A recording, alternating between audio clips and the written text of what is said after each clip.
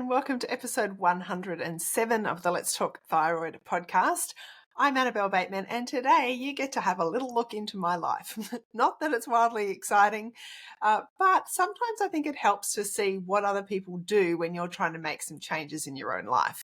And so I thought this would be a good opportunity to kind of dive into a day in my life, my thyroid-friendly life, and just lift the hood under, or open the door into my world and see what a typical day for me looks like in terms of what I call my thyroid-friendly lifestyle. I know I've probably covered bits and pieces of this, obviously talk a lot about the thyroid-friendly lifestyle on this show and share a lot of the different things I do, but I don't think I've done a run through of my day before. So that's what this episode is going to be.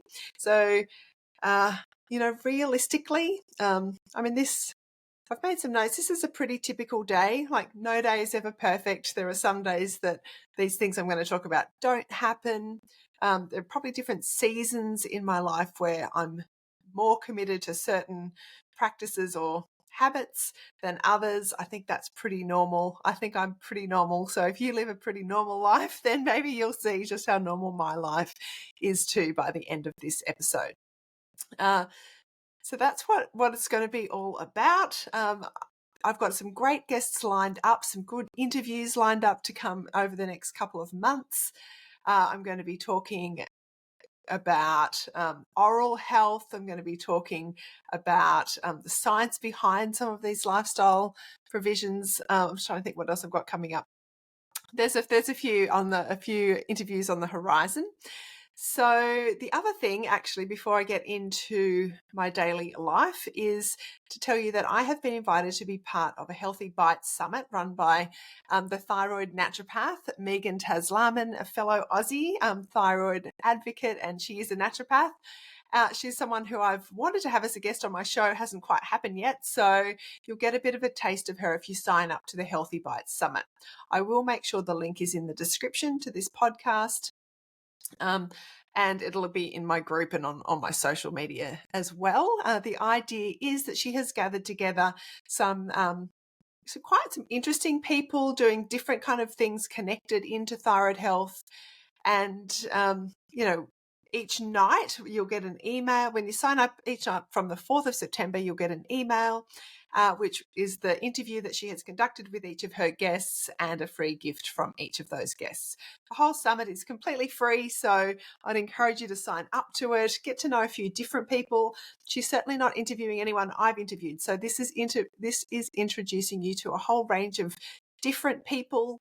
Like, for example, she's got someone talking about ice baths. Now, if you watch my Instagram stories, that I've been spending a bit of time during our Aussie winter, which I know isn't super wintry for all you Northern Hemisphere people, but it's still cold in my pool in winter. It's just starting to get not too cold, but she's got someone talking about the Wim Hof breathing method and ice baths. She's got a voice coach on there talking about how to use your voice. And I think there's something, you think about the thyroid sits basically, in your throat over your voice. And there is some kind of that, what's the term I'm looking for?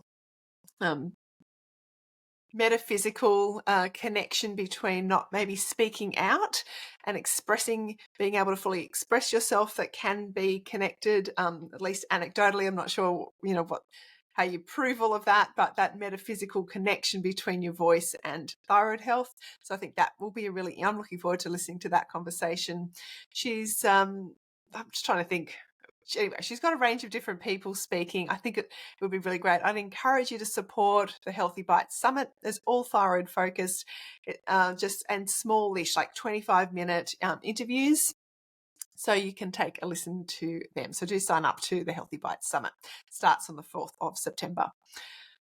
All right, so let's get into my life because, it's so exciting. Look, here we go. Pretty much every day, Monday to Friday, my alarm goes off at 5:45. That is to get the kids up and ready for school. Weekends, generally don't set an alarm. So this is my routine for a typical Monday to Friday. Obviously, some things will apply on the weekends, but I'm just going to talk about the general Monday to Friday. So alarm goes off 5:45. I usually do snooze it a couple of times. So I do find it just takes me a little bit to wake up in the morning, maybe more than it used to. I'm not sure. That probably comes and goes in waves. We are just coming out of winter here in Australia, which in Brisbane isn't too dark and gloomy at all. But, still, it's a bit warmer in bed and a bit darker. So alarm goes off, and then I have my thyroid medication sitting next to my bed. So I take thyroxine, which is Oroxin or Utroxig, or your levothyroxine. It's just stock standard T4 synthetic T4 replacement. I think I've talked about medication at different points in time. I have tried different alternative thyroid medications over the years, not for quite some time, but I've found that for me, the regular thyroid medication works. It's kind of the best of what I have tried so far. And it has to be taken on an empty stomach. So typically people will take it first thing in the morning. You can't eat or have coffee or anything else for at least an hour after you eat. Some people do take this medication at night before they go to bed. I've never tried that. Some people really swear by that, but I take mine as soon as the alarm goes off, take it out. I just do. There's a lot of debate about thyroid medication, but it's historically needed to be kept in the fridge. You can take a little blister pack out of the fridge. It will last for a couple of weeks, depending on the temperature, out of the fridge. And so what I tend to do is just have one blister pack next to my bed, and just go through that till it runs out, and then take the next one out of the fridge and keep it next to my bed. It's sort of practical for me to do it that way.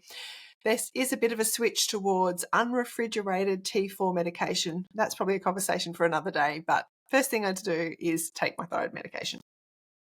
I do tend to lie in bed for as long as I can until I'm forced to get out of bed to deal with my kids in the morning.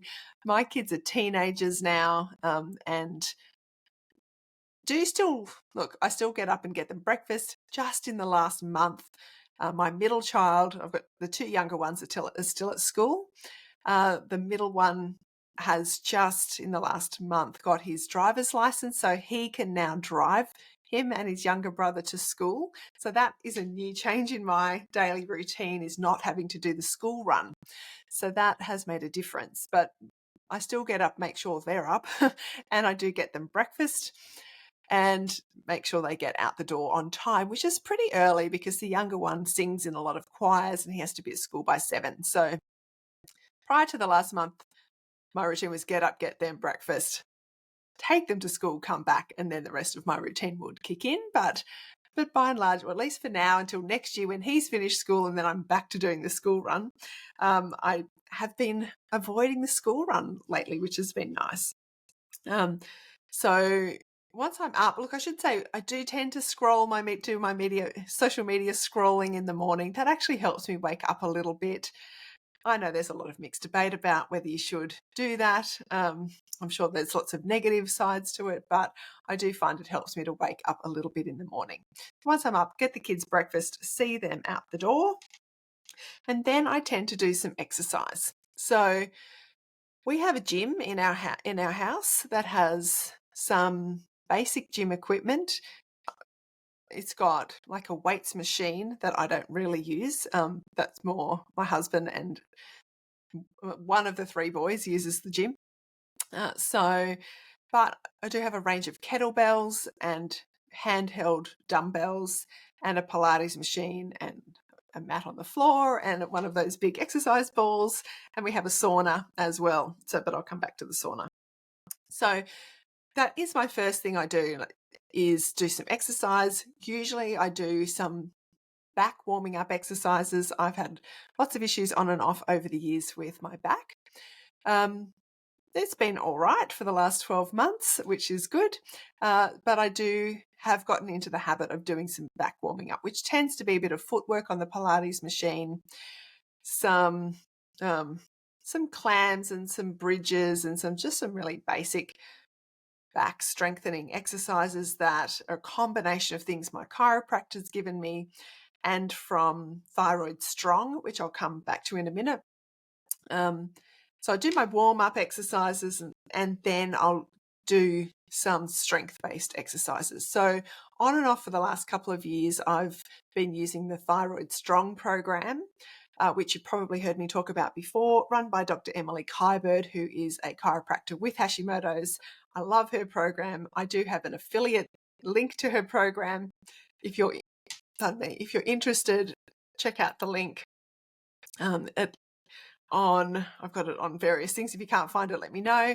I do receive then a bit of a commission, but I do love her program. In fact, this week I had a bit of neck issues and I just put something up on Instagram. Emily said, you should do the moving out of neck pain video that's part of the Thyroid Strong program. I did it the next day. Really, before I even got to the end of the exercises, I could feel the difference.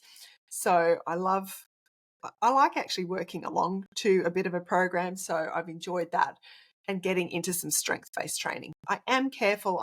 My back does feel often a bit vulnerable, so I'm probably not pushing it too hard. I probably could push it harder than I do, but I'd like to do some strength training.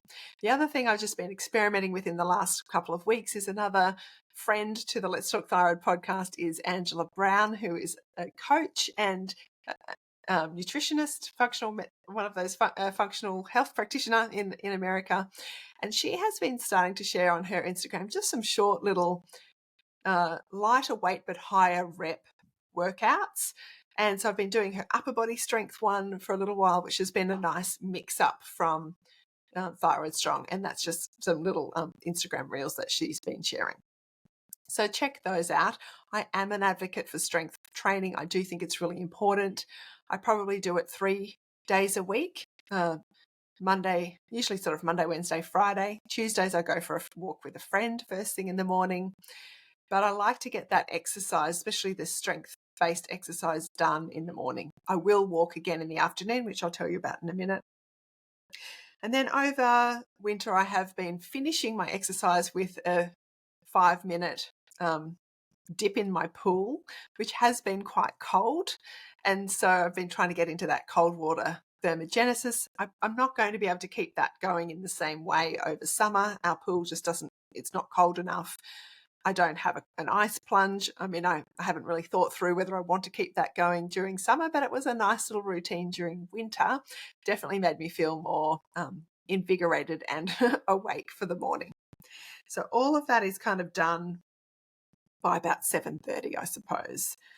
So obviously after I've been in the pool, I'll have a warm shower.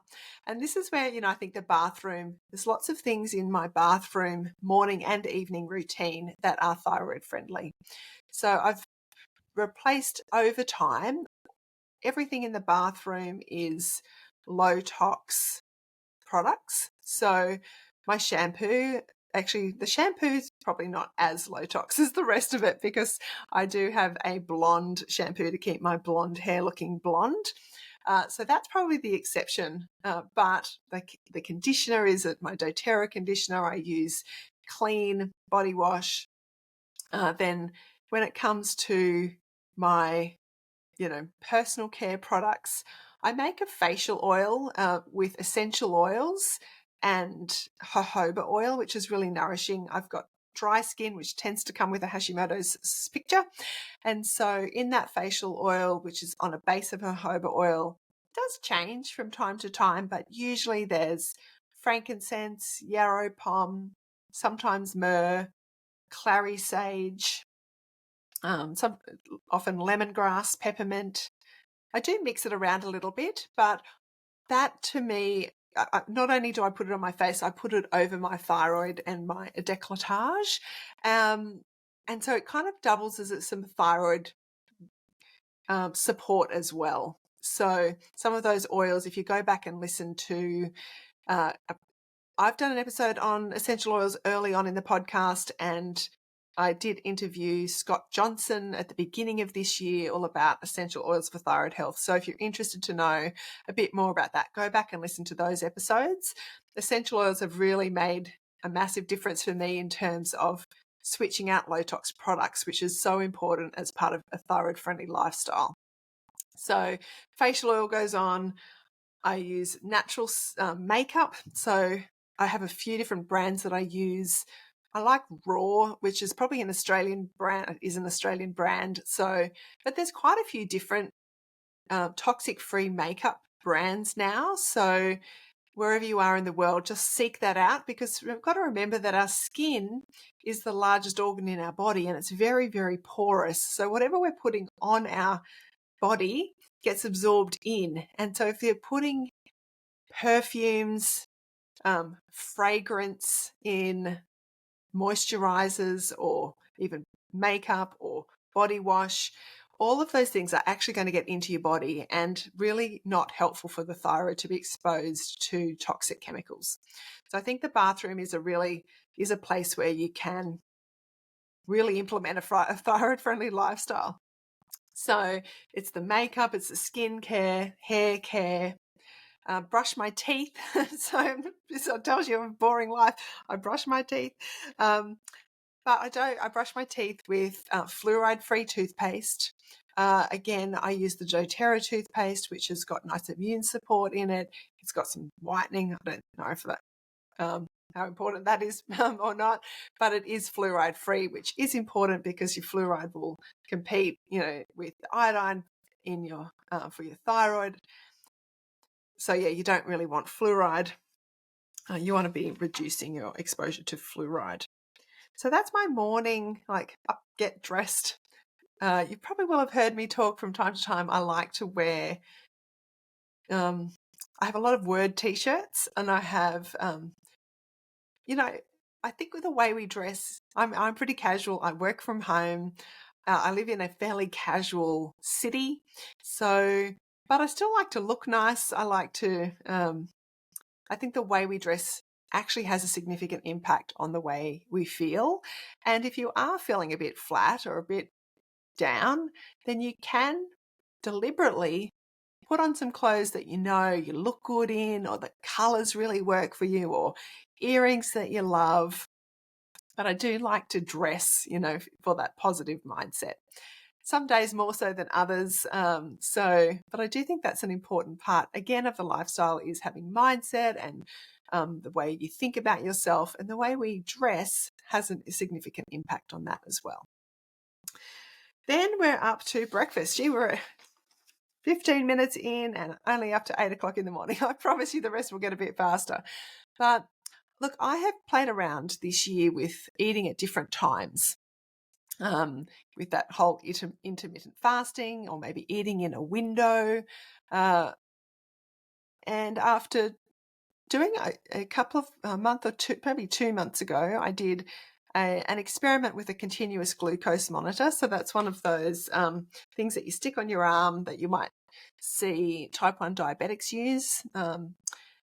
But you can get them without being type 1 diabetic. And I just did a month's experiment of wearing one of these continuous glucose monitors. So I was tracking my blood sugar spiking or not spiking, and what I was eating, and what I was doing, and how that impacted it. And it was a really interesting experiment. And what I found was that my blood sugar was a bit low in the mornings, and you don't really want it to be too low or too high. And it wasn't terribly low. Like when I've talked to friends with family members who are diabetic, they're like, that's not really that low. But I remember showing the graph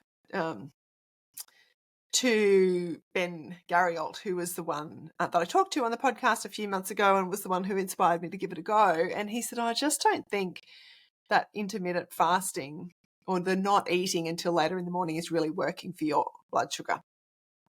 And then when I went to see my naturopath recently, I talked to her about it too, and she sort of agreed that probably for me, eating breakfast by about 8:30 in the morning was probably going to be a bit better for me, at least at this point in time. And so for the last month or so, I've probably gotten back into eating breakfast a bit earlier than I was. I probably was holding out till about 11, maybe having my coffee or my not coffee earlier, but I've gone back to having an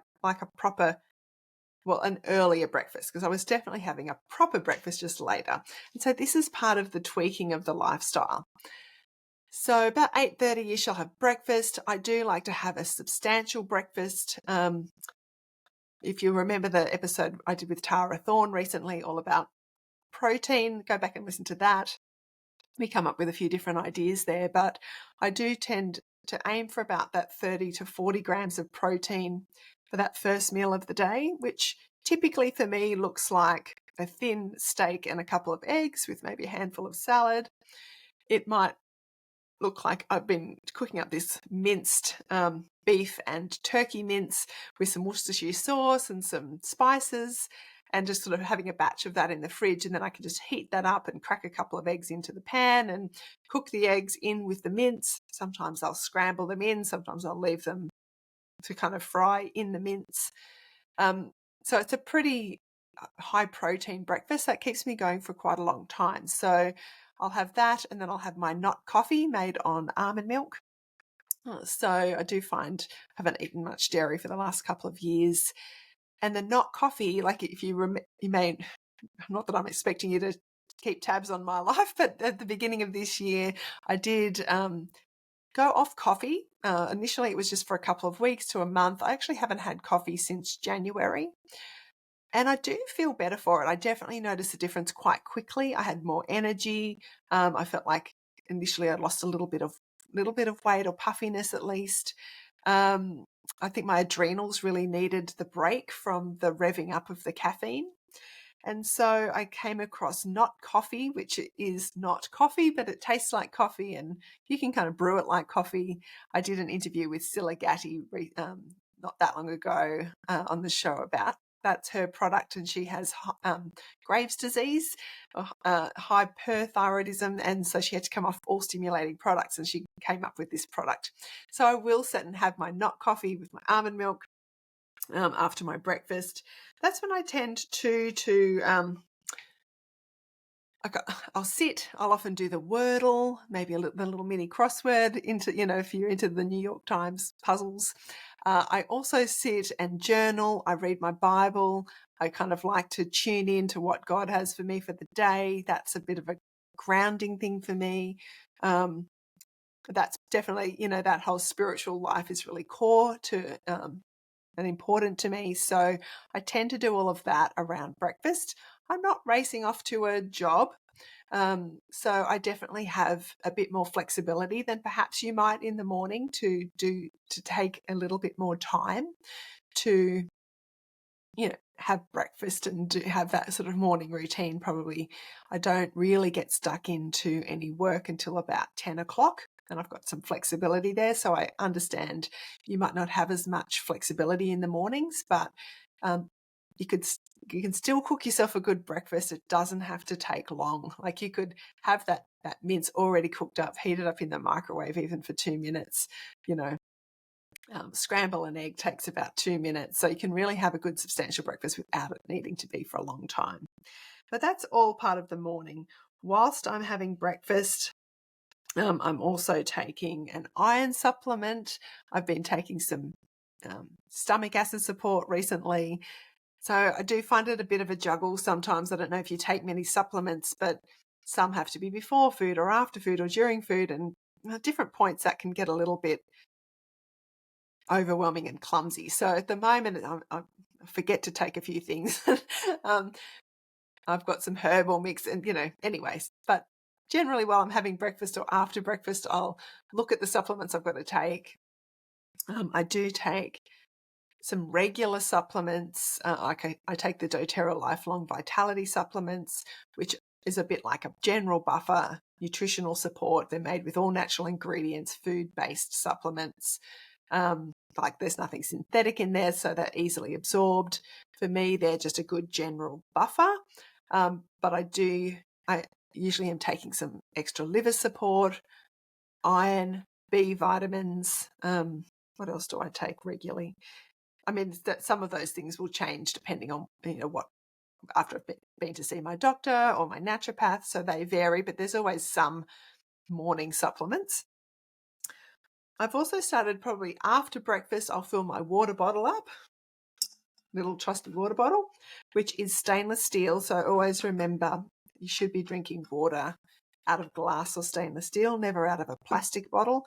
Even if that says it's BPA free, it's probably got BPBs, not BPAs, which still have plastics in them.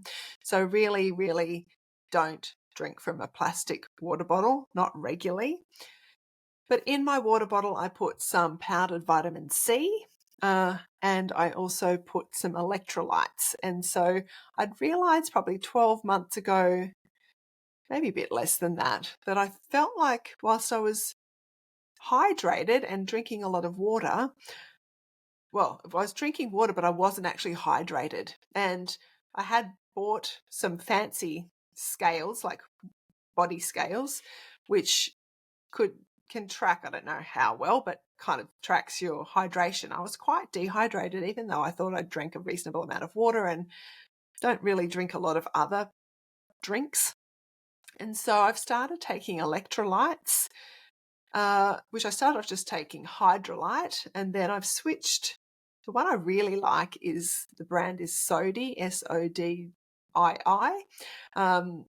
But I've also bought some Lakanto or Lakato or something like that, electrolytes. So I put a scoop of that and a scoop of the vitamin C in my water bottle. I drink that throughout the morning. And I will sometimes put some essential oils in my water as well, like the MetaPower blend or lemon or grapefruit or one of those sort of citrusy oils to, they're nice and cleansing. And again, essential oils flavor the water nicely and you're getting all the benefits of the water. While we're on water, important to drink purified water or filtered water. You don't want the chlorine and the fluoride and all the other nasties that get added into your water. So we have a water filter system. We have actually a whole house system, and then we have a system under the sink that's really just for drinking water. But again, that's another way that you can really reduce your toxic load, is to build in a water filter system or to drink purified water. So if you're not already doing that, if you're just drinking regular tap water and you can put in a water filter, it took us years of research to be able to find one and to pin ourselves down. So I totally get it's not an easy decision and it is an expense. But if you can do that, then you can taste the difference. Like you can honestly taste the difference. And so that if you're nourishing your body with good quality water, I think that's really helpful for your thyroid health as well. Right, that's the morning. I know it sounds like a lot, doesn't it? But there are lots of little things, and that's the point. That's the point of a lifestyle, is that it is lots of little things that add up to be just integrated as everyday part of your life. So I would say I probably start work or not the normal morning routine around about 10. I kind of work from 10 till 3-ish. And because this is my work, the podcasting and running my courses and talking thyroid health, I have a fair amount of flexibility. Realistically, it's a part-time, job / passion project / community service, which I love. I love it. And I love having that flexibility, and we've been able to build in that flexibility. And I think that's important with your thyroid health, particularly if you are, in a thyroid flare or you're not managing it very well and your work is stressful or you're working too hard. That is something you might need to look at. And obviously that's not an easy thing and everybody's budgets are different, and I understand all that. But as I talk to many people, many people actually have found that they've needed to change their maybe their profession. I mean, I left law a long time ago, and whilst it wasn't directly because of the stress, I do know now if I had have stayed working as a lawyer, I think it would have been compromising on my health. And maybe I would have just got out of it at another point later down the track. I don't know. That's one of those who knows things. But I am glad that I did get out of law because it was stressful. And I think my health probably has benefited for that. So I'm mindful as I'm saying this is my life that I do essentially work a part-time job with a lot of flexibility. So I'm at home. My day's often interspersed with really boring things like doing the grocery shopping and hanging out the washing and a lot of that. I can do that because I am at home. I might catch up with a friend. I might, there are other different things that I might do, but generally I'm at my computer in that middle of the day doing all these sorts of things. And so it can be quite sedentary. I often do have to make sure that I get up and go for a walk. Sometimes I do find too the downside of being at home is you can snack a bit. So that's why my office is a fair way from the kitchen. So that is good. Maybe that's why I don't try not to go down to the kitchen too often during the day. But while we're talking about food, I suppose lunch, to be honest, lunch is probably my least favourite meal of the day. And it probably is where I probably make the most, I was going to say mistakes probably isn't the right word, but it's probably the weakest link in my diet in that because I've often had a really good breakfast. Like today, I'm recording this, it's 20 to 3 in the afternoon. I've been waiting all day to record this. My next door neighbour has been having their tree chopped down. It's been very noisy. And so I think they're almost finished. I just needed to get this recorded. And I had breakfast at about 8 o'clock this morning. Like I said, that sort of mince and eggs. I've had a little bit of beef jerky since, but I haven't had a proper lunch. And I'm not hungry, but I probably should be in a habit of having maybe a smaller lunch, but a proper lunch. And I tend to not do that. So that's probably an area of my daily life that at the moment needs a bit of refining. I tend to grab a handful of beef jerky, maybe a handful of nuts, and then the problem is that by the time it gets to the afternoon and I'm cooking dinner, I am a bit hungry, and that's when I tend to be a bit snacky. And I do think it's better not to snack. I think my body does better when it eats just a couple of meals and isn't too much snacking, but I like to snack. So, that's a constant sort of up and down thing for me. But the things I snack on, because I don't actually really have lots of things to snack on. So I tend to beef jerky, nuts. There's not a whole lot. The last few months I've really reduced my carb intake, so I'm not really having very much fruit. Today I made a date chocolate bark, which I'm going to share on my Instagram because it's a bit of an Instagram, trend at the moment. And I haven't eaten dates for months, but they've been sitting in the fridge. So I thought, I'll do this date chocolate bark thing, and it tastes amazing, but I've been snacking on it. And so, that I don't like to do that. So normally I don't really have, snacky food really in the house. I might have some avocado.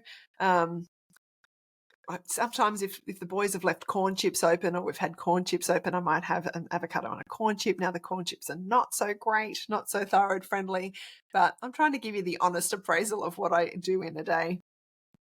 So ideally for lunch, and I have definitely done this at different points, is I'll have leftover dinner, or I'll have some salad and some like hot smoked salmon or some barbecue chicken and salad. Like it's pretty simple lunch, but I just haven't been in the habit of lunch. I think because a few months ago, I was eating breakfast later, like about 11, and I really didn't need any more than 2 meals. But so now I'm eating breakfast earlier. I've got to rethink my lunch.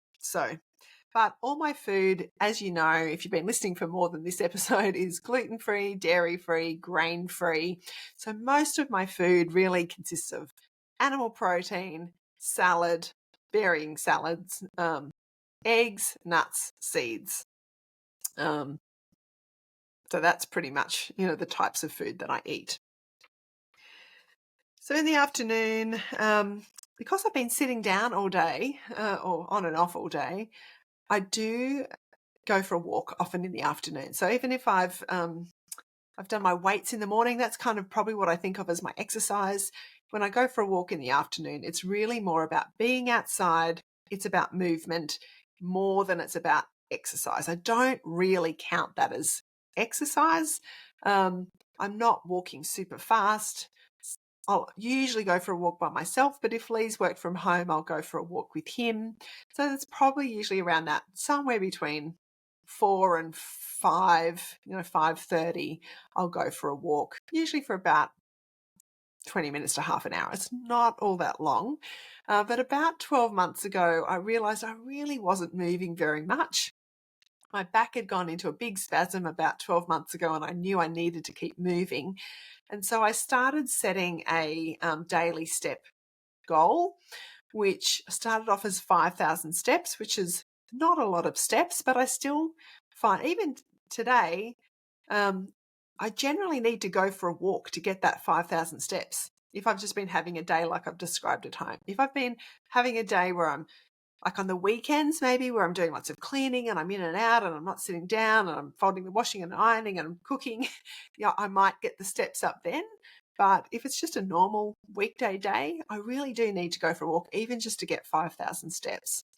And I set that target for myself because I wanted to be consistent. And I thought if I set the goal at 8,000, which is probably more of the ideal target, I thought, I don't think I'm going to hit it, or not very often, and then I'll lose motivation. So in the last 12 months, all but I think 3 days, I've hit my target.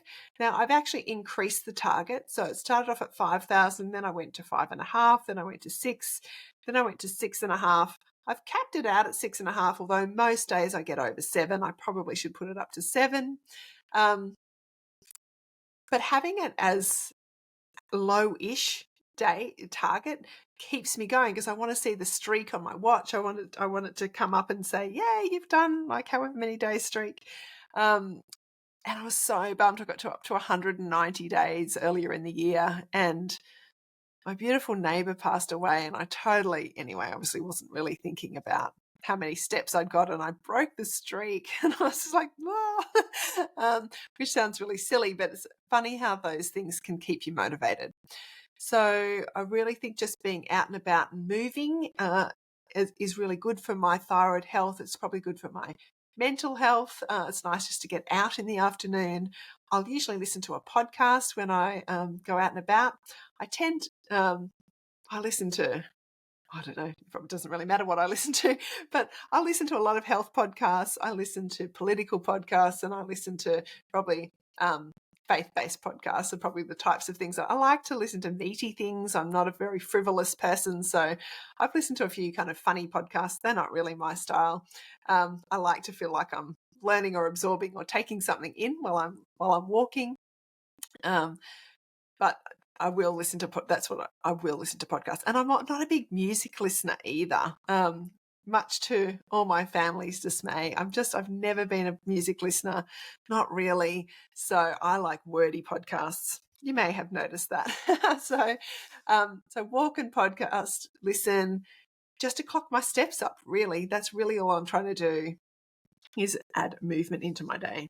And my kids are like that bigger, like when they were little, I probably couldn't have done that walk at that 4 or 5 o'clock in the afternoon, because that's when it's all action central, when the kids were littler. But now they're bigger, I can go out for a walk then. Then when I've come back from my walk, that's when I get dinner ready. So usually about 5 or 6. Lee's home from work about 6. We usually eat somewhere between 6 and 6:30. I like to eat early-ish. Probably in my ideal world, I'd probably eat at 5:30, which makes me sound like a really old person. So maybe I'm just getting old, but I like to eat early. I think it's better for your digestive system and your sleep if you've had that good 3 or 4 hours between when you eat to when you lie down and go to sleep. And it just means then that overnight fasting is that little bit longer if you've eating earlier. But realistically, at this point in our lives, that's not realistic. So we tend to eat about 6:30. And again, kind of what I've said to you before, we tend to eat a lot of meat and vegetables. And so tonight I'm cooking a slow roasted lamb. I've got a whole lot of salad. No one ate too much salad last night, so there's a big salad that'll go with that. I'll probably cook up some roasted potatoes or some chips. The carbs, I usually have some carbs there. I've got 3 teenage boys. They need a lot of carbs.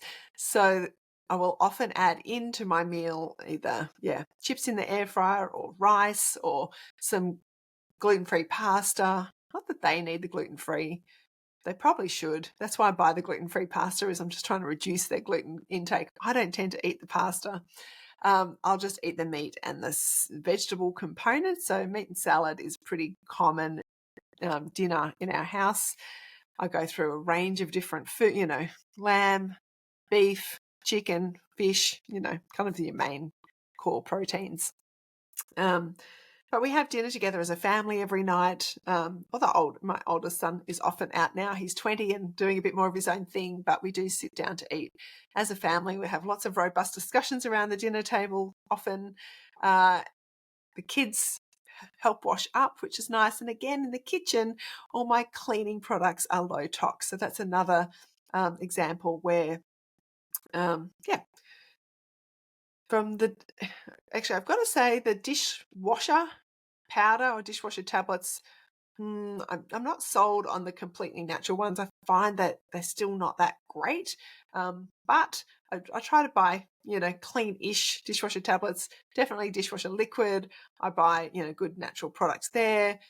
Surface spray, I just use, I use the doTERRA On Guard cleaning concentrate, which is like a tablespoon of this sort of soap with a whole lot of, antibacterial, all the good cleansing products in the oils. Top it up with water. That's my surface spray. That's really all my cleaning product for the whole house, is just that spray. So again, I'm not using, toxic cleaning sprays all over the kitchen benches that we're breathing in and what have you. So another area is in the kitchen where you can make those thyroid-friendly lifestyle switches. After dinner tend to be wind down time. If there's a good TV series, we'll sit and watch TV, usually just Lee and I together.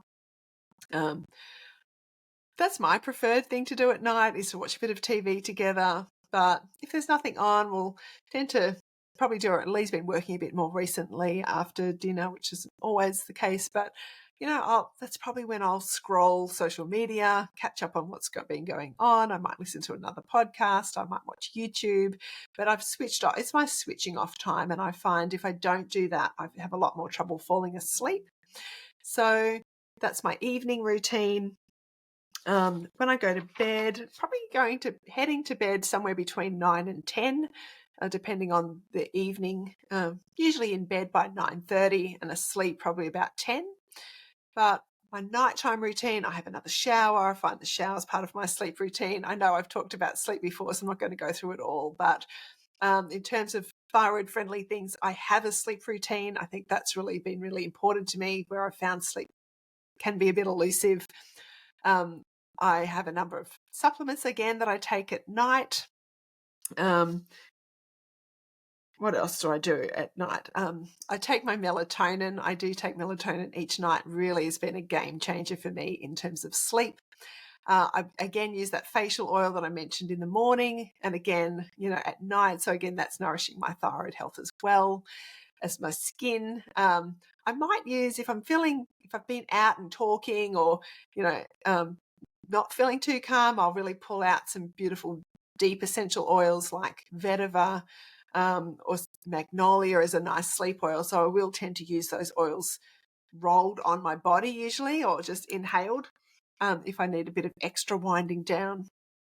And I also there's an essential oil blend called Aroma Touch that I just mix with some moisturizer on my legs, and that helps prevent twitching legs. There's a few different oils I've found helpful, but that's my usual go-to.